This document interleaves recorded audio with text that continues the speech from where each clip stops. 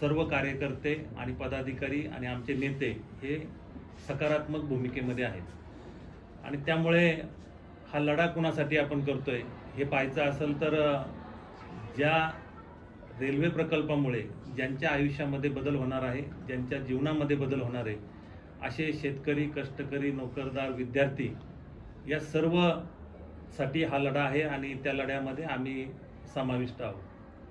आणि यामध्ये सरकारची भूमिका काय आहे ती स्पष्ट करण्यासाठी राज्य सरकारने माननीय मुख्यमंत्री देवेंद्रजी फडणवीस यांनी भूमिका स्पष्ट केलेली आहे आणि त्यासाठी त्यांनी डॉक्टर अनिल काकोडकर यांची समिती स्थापन केलेली आहे.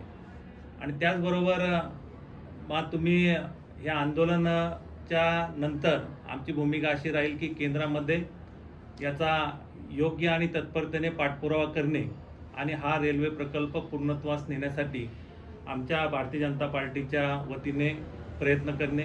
यामध्ये माननीय रेल्वे मंत्री अश्विनी वैष्णव यांच्याबरोबर आमचे नेते मंडळी माननीय मुख्यमंत्री देवेंद्रजी फडणवीस साहेब असतील, या पुण्याचे खासदार आणि केंद्रीय राज्यमंत्री मुरलीअण्णा मोहोळ असतील, त्याचबरोबर महेशदादा असतील, प्रदीपदादा असतील, चंद्रकांतदादा असतील, या सर्वांच्या माध्यमातून आपण येणाऱ्या काळामध्ये या विषयाचा पाठपुरावा करणार आहोत.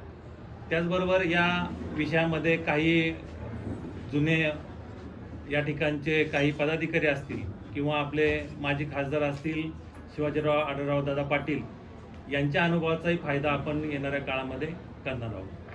खरं पाहायला गेलं तर हा प्रकल्प केव्हा सुरू झाला तर हा प्रकल्प 1995 पासून सुरू झाला. या प्रकल्पाची थोडीशी माहिती मी देऊ इच्छितो, कारण जनतेला किंवा आताच्या नवीन पिढीला माहिती असावी की हा प्रकल्प सुरुवात कसा झाला आणि त्याचा इतिहास काय आहे. 1995 साली स्वर्गीय काँग्रेसचे खासदार कलमाडी साहेब, सुरेशजी कलमाडी साहेब यांनी 1995ला एक समिती नेमली होती आणि त्याच्या माध्यमातून प्रिलिमिनरी इन्कम प्रोफाईल PECT एक सर्वे असतो, या सर्वेच्या माध्यमातून त्यांनी सर्वे केला होता आणि त्या सर्वेमधून असं आढळलं गेलं की ही रेल्वे फिजिबल नाही, म्हणजे तोट्यामध्ये चालू शकते असं त्यांचं मत होतं. त्यानंतर 2004ला या ठिकाणचे माजी खासदार शिवाजीराव आढळराव दादा यांनीही पाठपुरावा केला आणि सेकंड टाइम सर्वे झाला 2009-2010च्या दरम्यान. त्यावेळेसही फिजिबिलिटी चेक केली आणि त्या फिजिबिलिटीमध्ये त्यावेळेसच्या UPA सरकारने ही रेल्वे नाकारली.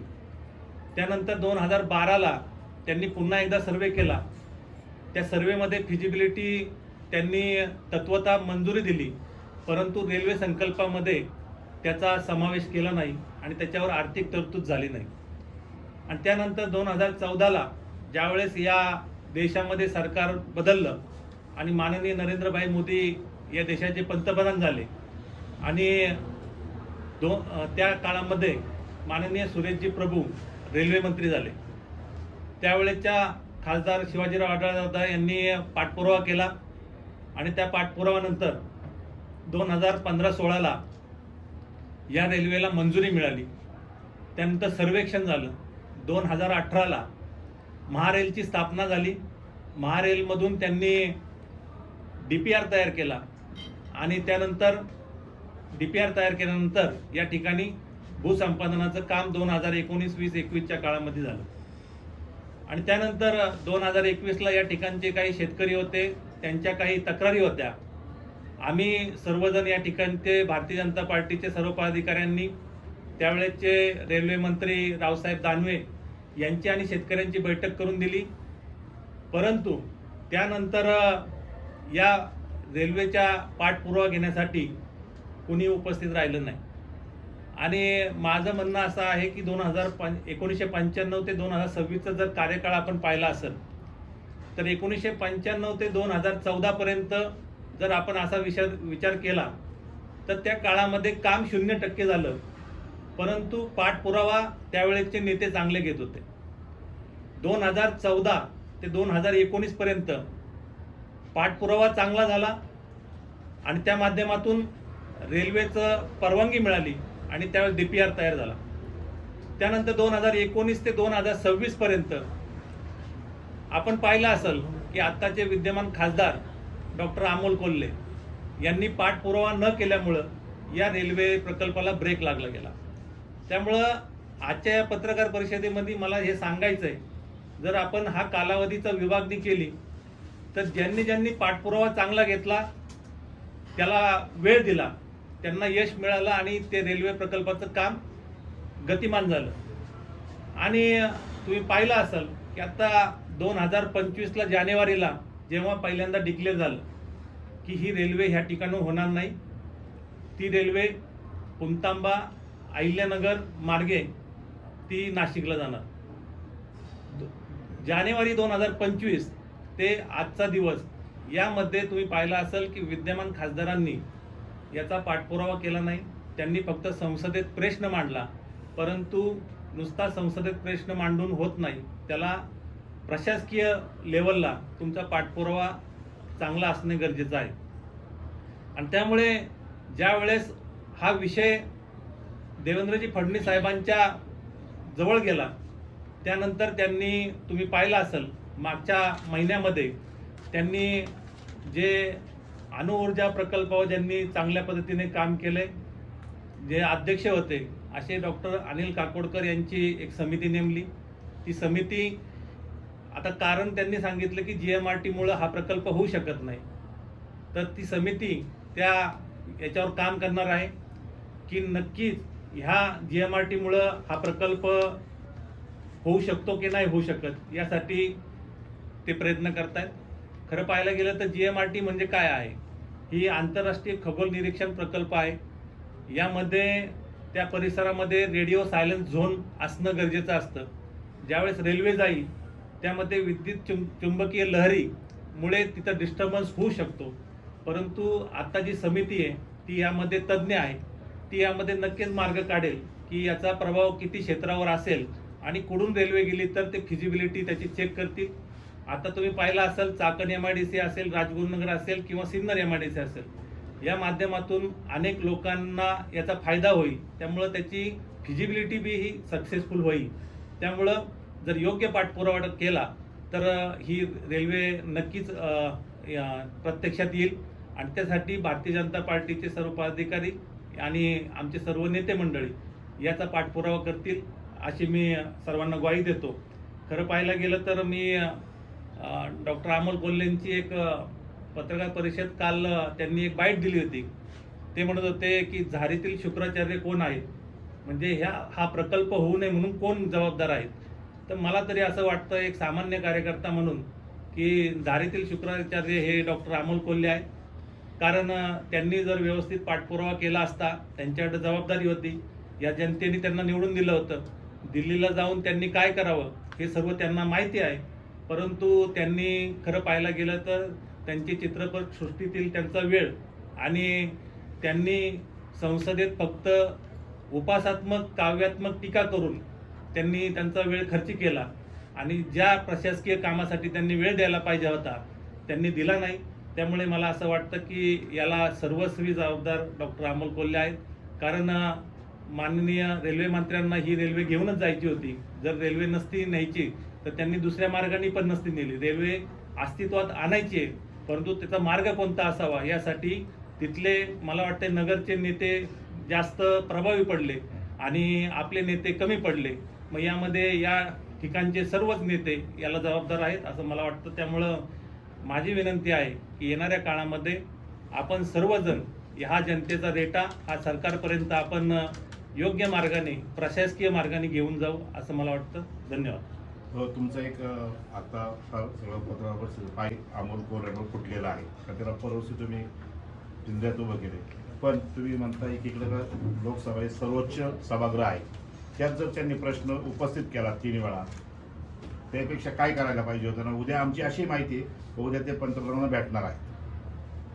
ती भेट त्यांची पहिलीच ठरलेली होती की सर्व शरद पवार गटाचे सर्व खासदार हे त्यांना भेटणार आहेत. त्यामध्ये हे विषय मांडला तर आमच्या शुभेच्छा राहतील. खरं पाहायला गेलं तर त्यांनी असं दाखवलं नाही ना आम्हाला कधी की तुम्ही बोलले संसदेत बोलले आम्हाला दिसलं, परंतु त्यांनी अश्विनी वैष्णव सरांकडे कुठं गेलेत किंवा ते मंत्री महोदयांकडे गेलेत किंवा ते सचिवांबरोबर बसलेत, एखादी रेल्वे बोर्डाबरोबरची मिटिंग अशी दाखवावं त्यांनी की बाबा ह्यांच्याबरोबर आम्ही पाठपुरावा केलेला आहे, दर महिन्याला मी फॉलोअप घेतोय, असं दर महिन्याचा फॉलोअप दाखवावा. काय झालंय की 1.5 वर्षापूर्वीच ठरलं की ट्रॅक बदललाय आणि तो अजून माहीत नाही झाला. आता आपल्या सगळ्यांना माहीत झालं की 1 महिन्यापूर्वी की ट्रॅक बदलला. मग 1.5 वर्ष यांनी केलं काय की हे मग त्या अधिकाऱ्यांच्या संपर्कात नव्हते का, ही बी त्यांनी लोकांना सांगावं. अहिल्यानगर मार्गे जी रेल्वे गेली त्यासाठी भाजपचे वरिष्ठ मंत्री राधाकृष्ण विखे पाटील हे प्रयत्नशील होते आणि त्यांना यश आले. म्हणजे भाजपच्या नेत्यांनी त्या बाजूला रेल्वे पळवली असं लोकांमध्ये आरोप आहे. तुमचं काय मत आहे? नाही हो का, त्यांना तिथल्या जनतेने निवडून दिलं, ते त्यांच्या जनतेचा प्रश्न त्या मंत्र्यापर्यंत घेऊन जाण्यास यशस्वी झाले हे आपल्याला म्हणायला लागेल. आपले या ठिकाणचे नेते मंडळी हा प्रश्न त्या मंत्र्याला तेवढ्या प्रभावीपणे मांडू शकले नाही. हे आपलं अपयश आहे. हे आपलं अपयश आपण दुसऱ्यावर म्हणजे सोडून जमणार नाही. जबाबदारी जर तुम्ही म्हणता, आता बघा आता 3 रस्त्यांचं उद्घाटन माननीय नितीनजी गडकरी साहेबांच्या यांनी झालं, तर लगेच डॉक्टर अमोल कोल्हेंनी पोस्ट टाकली की याच्यामध्ये माझा समावेश आहे. मग यशामध्ये समावेश आहे तर अपयश बी कुणातरी एकाने घेतलं पाहिजे ना. तर हे अपयश घेण्याची जबाबदारी बी त्यांनी घ्यावी. आणि आम्ही असं म्हणत नाही की आता अपयश अजून इलेक्शन म्हणजे निवडणुकीला लांब आहे, अजून 3 वर्षात त्यांनी चांगलं काम केलं तर आम्ही शुभेच्छा देऊ ना त्यांना. की त्यांच्याच पक्षाच्या लोकांनी आज खेड, आंबेगाव, जुन्नरमध्ये जोरदार हे करून सत्ताधारी पक्षावर खापर फोडले. नाही, हे विरोधी पक्षाचं काम असतं की बाबा सत्ताधारी, पण हे सत्ताधारी पक्षाला योग्य पद्धतीने त्याची मांडणी करणे हे इथल्या याचं काम आहे. हे आंदोलन जर 2025ला ज्यावेळेस पहिल्यांदा ठरलं की बाबा ही रेल्वे ह्या मार्गे नाही तर दुसऱ्या मार्गे जायची, तर त्यावेळेस केलं असतं तर त्याचा अजून फायदा झाला असता. मला एवढंच म्हणायचं की त्यावेळेस या ठिकाणचं नेते मंडळी जे खासदार डॉक्टर अमोल कोल्हे हे झोपलेले होते, त्यांना समजलंच नाही की ही रेल्वे गेली म्हणून. याच प्रश्नाला अनुसरून आज चक्काजाम आंदोलनामध्ये सहज आरोप केले भाजपावरती की या भागातील आमदार आणि खासदार हे विरोधी पक्षाचे आहेत. भाजप हा त्या राजकीय दृष्ट्या त्यांच्याकडे बघतो म्हणून हा प्रकल्प रद्द केला, जेणेकरून राधाकृष्ण विखे पाटील त्याच पक्षाचे आहेत. यापूर्वी किसनरावजी बानकेले हे विरोधी पक्षात असताना त्यांनी धरण होण्यासाठी काय आंदोलन केलं हे तर सगळे ज्येष्ठ मंडळी आहेत आणि धरण झालं. तर असं कधी होत नसतं की तुमची आंदोलन करण्याची पद्धत आणि तुमचे प्रश्न संसदेत मांडताना आणि त्यानंतर प्रशासकीय काम करताना तुम्हाला ते एक प्रशिक्षण मिळालं पाहिजे. ते प्रशिक्षण नसावं असं मला वाटतं. शिरूर लोकसभा मतदारसंघाचे मतदार जे आहेत त्यांनी अमोल कोल्हे यांना निवडून देऊन एक कधी न भरण्याचा मोठा तोटा केलाय का, असं तुमचं मत आहे का? हे तर जनता आता चर्चा चालू आहे. म्हणजे चर्चेत असं चाललंय की याच्या अगोदर जे खासदार डॉक्टर आढळराव दादा पाटील हे यांचा पाठपुरावा चांगला होता आणि यांचा पाठपुरावा चांगला नाही, हे लोकांमध्ये चर्चा आहे. परंतु येणाऱ्या काळामध्ये भारतीय जनता पार्टी माननीय मुरली अण्णा मोळ असतील, महेशदादा असतील, आपले प्रदीपदादा कंद असतील, यांच्या माध्यमातून रेल्वे मंत्र्यांपर्यंत आम्ही पोहोचू आणि त्या माध्यमातून ही रेल्वे या ठिकाणी ह्याच ट्रॅकनी होईल याचा प्रयत्न करू. या अगोदर काही अर्ज मुख्यमंत्र्यांनी जी काकोडकरांची समिती बनवली आहे त्या काकोडकरच्या समितीवरती आज अमोल कोल्हे यांनी टीका केली, अशी केली की म्हटली की ही जी समिती ती उद्या अहवाल असं पण काढू शकते की भुयारी मार्गाने आणि जो प्रॅक्टिकली शक्य नाही आहे याच्याकडे पण आपल्याला लक्ष द्यावं लागेल की जो प्रॅक्टिकली शक्य नसल्यामुळे तो पण अहवाल बाजूला काढण्यात येईल. आता कसं आहे माहिती का, आज आहे ना, आज त्यांच्याकडे बोलायला काहीच नव्हतं. ज्या दिवशी डॉक्टर अनिल काकोडकर यांचा अहवाल येईल त्यानंतर त्यांनी बोलावं ना आम्ही बोलावं आणि त्यानंतरच काय ते मार्ग आपण काढू शकतो. एका बाजूला रेल्वे व्हावी अशी यासाठी आंदोलन होत आहेत, मात्र दुसऱ्या बाजूला एक वर्ग असा पण आहे का ज्यांचं म्हणणं आहे का या ठिकाणी जर रेल्वे गेली तर हा भाग बकाल होऊ शकतो. तर त्याबद्दल काय म्हणणं आहे तुमचं? नाही, आता हे असा वर्ग असला हा फार कमी आहे, परंतु मला असं वाटत नाही की कॅम्पेन चालू झाले तसं. नाही, ठीक आहे, परंतु रेल्वे गेल्यानंतर नक्कीच या ठिकाणच्या जनतेला फायदाच होईल. कारण बघा, आपल्याला इथून पुण्याला जायला 4-5 तास लागतात, रेल्वे असेल तर 2 तासामध्ये आपण तिथं पोहोचू शकतो. जाऊन येऊन नोकरदार काम करू शकतो, विद्यार्थीही या ठिकाणून जाऊन येऊन शिक्षण घेऊ शकतात. त्यामुळं मला असं वाटत नाही की, आणि आपल्या आंबेगाव खेड जुन्नरचं संस्कार चांगले असल्यामुळं बकालपणा येईल असं मला वाटत नाही. तुम्ही मगाशी म्हटले का 1.5 वर्षापूर्वी हे रद्द झालेलं होतं, तर महिनाभरापूर्वी यांना कळालं. त्याच्या अगोदर तुम्ही काय जनसंवाद घेतला होता का लोकांसोबत? तुम्हाला माहित पडलेलं अगोदर का रद्द झालेलं आहे म्हणून? नाही, मला नव्हतं माहिती. हे ज्यावेळेस रेल्वे मंत्र्यांनी सांगितल्यानंतर माझ्यासहित सगळ्यांनाच माहीत झालं. त्याच्या आता अगोदर तुम्ही जनसंवाद काय घेतलेला? नाही, जनसंवाद कसा मला माहितीच नसेल, मी जनसंवाद नाही ना घेणार.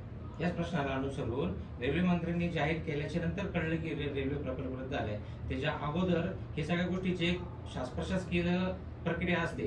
ती प्रक्रिया लोकप्रतिनिधींना कळली नाही का आपला प्रकल्प चेंज होतो, किंवा कळल्याच्या नंतर हे लोकप्रतिनिधी दाबून ठेवली का माहिती जनतेपासून? नाही, लोकप्रतिनिधींचं लक्षच नव्हतं ना. मी तेच सांगतो ना मगापासून मी 4 कालावधी जे सांगितले की 1995 ते 2014, 2014 ते 2019 आणि 2019-2026 या कालामध्ये पाठपुरावा कुणी केलाय सगळ्या जनतेला माहिती आहे. पाठपुरावा केला ज्यांचं लक्ष आहे त्यांना कळलं की ही अशी जाते, परंतु ह्या महाशयांचा पाठपुरावाच नव्हता आणि त्याच्यामुळे त्यांना कळलंच नाही. त्यांच्या नाकासमोरून रेल्वे गेली, पण त्यांना समजलं नाही की हे रेल्वे. आढळराव दादांचा उल्लेख केला. आढळराव दादांनी दुसऱ्या दिवशी प्रेस घेऊन याबाबत माहिती दिली आणि त्यावेळेस त्यांनी त्या प्रेसमध्ये सांगितलं की हा विषय आता पूर्णपणे संपलाय, पूर्णविराम झालाय, आता ही काही रेल्वे होऊ शकत नाही. तुम्ही दादांशी काय बोलणार आहात? नाही, दादांची माझी चर्चा नाही झाली, परंतु दादा प्रयत्न करतील, कारण त्यांना त्यातला अनुभव जास्त आहे आणि भारतीय जनता पार्टी सत्तेत असल्यामुळे भारतीय जनता पार्टी चांगल्या पद्धतीने काम करेल. आता हे आमचे प्रमोदजी वानखेडे स्वतः अश्विनी वैष्णव सरांना भेटून आलेत, निवेदन देऊन आलेत. म्हणजे आमचा सर्व कार्यकर्त्यांचा प्रयत्न आहे की येणाऱ्या काळामध्ये ही रेल्वे होण्यासाठी सर्वजण वेळ देतील आणि त्याचा फॉलोअप घेतील.